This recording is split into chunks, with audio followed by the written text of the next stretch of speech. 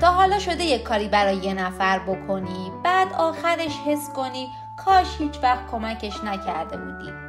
سلام رفقا، امروز میخوام درباره 5 مدل آدمی حرف بزنم که هرچی براشون دلسوزی کنید آخرش خودتون ضرر میکنید. قراره از تجربه های واقعی و چیزایی که تو زندگی خیلیامون اتفاق افتاده حرف بزنیم. پس اگر حتی یک بار هم از خوبیتون سوء استفاده شده، این ویدیو دقیقاً برای خود شماست.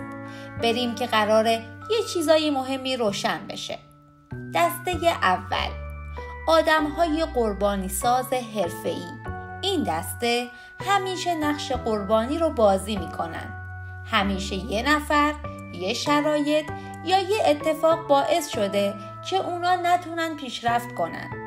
بهشون کمک میکنی، فرداش یه مشکل جدید پیدا میکنن. واقعیت اینه، اونا دنبال راه حل نیستن، دنبال حمایتن تا ابد. اگر زیاد بهشون دلسوزی کنی، خودت هم میشی یکی از مقصرهای زندگیشون. دسته دوم، آدمهای طلبکار محبت. میدونی کیا رو میگم؟ همونایی که هر لطفی براشون بکنی انگار وظیفت بوده. 3 شب براشون میدوی ولی یه بار دیر جواب میدی. میگه عجب، پس اینم از تو. اینا محبت خورهای سیری ناپذیرن.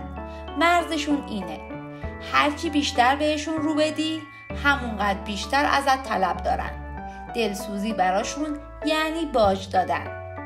دسته سوم، آدمهای انرژی خور. اونا هیچی ازت نمیگیرن جز انرژی و اعصاب و وقت. یه پیامشون میتونه کل روحیت رو داغون کنه. بهشون کمک میکنی، یه داستان جدید شروع میشه.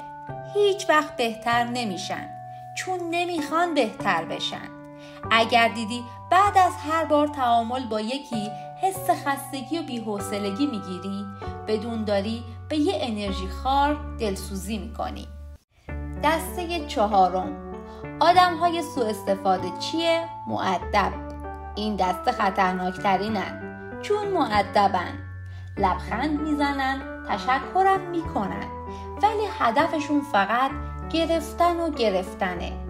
جوری درخواست کمک میکنن که انگار داری یه لطف بزرگی در حق خودت میکنی. اما وقت کمک کردن به تو میشه، ناپدید میشن.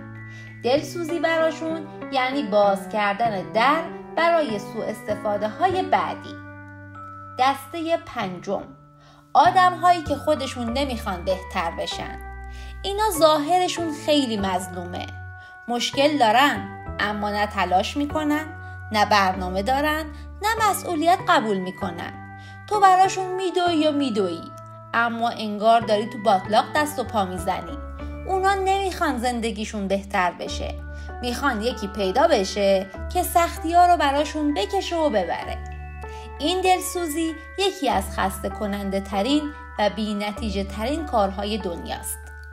اگه تا اینجای ویدیو حس کردی حداقل یکی از این 5 نفر توی زندگیت هست، روی لایک بکن.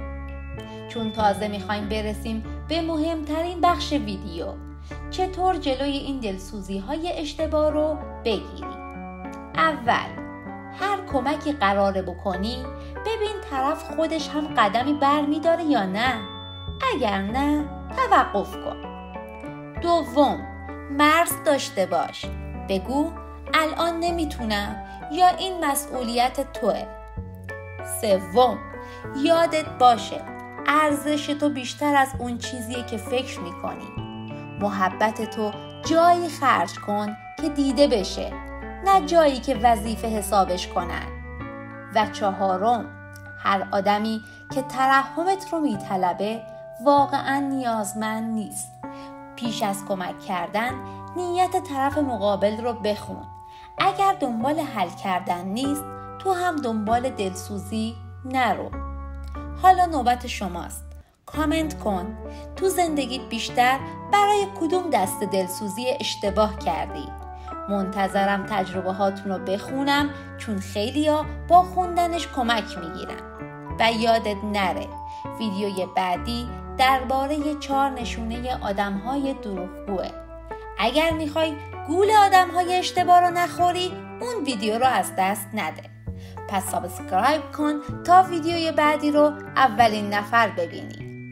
و در آخر یادت باشه تو برای کمک کردن به دنیا نیومدی، برای بهتر شدن و بهتر کردن دنیا اومدی و این فقط با انتخاب آدم‌های درست شروع میشه.